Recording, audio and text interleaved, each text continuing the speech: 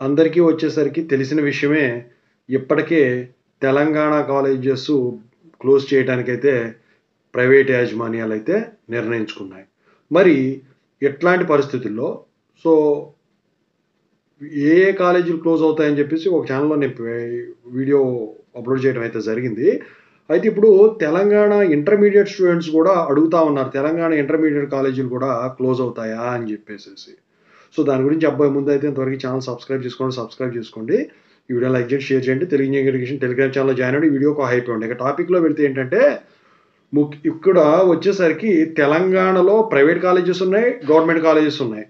అది intermediate college చూసుకుంటే government intermediate colleges ఉన్నాయి, ప్రైవేట్‌వి ఉన్నాయి.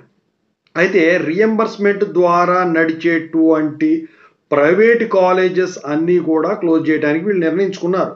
అయితే ఇది ఏ కాలేజ్ అయితే క్లోజ్ చేస్తారో ఆ కాలేజీ స్టూడెంట్స్‌కి ఆ కాలేజీ వాళ్ళు పంపిస్తారు మెసేజ్‌లు.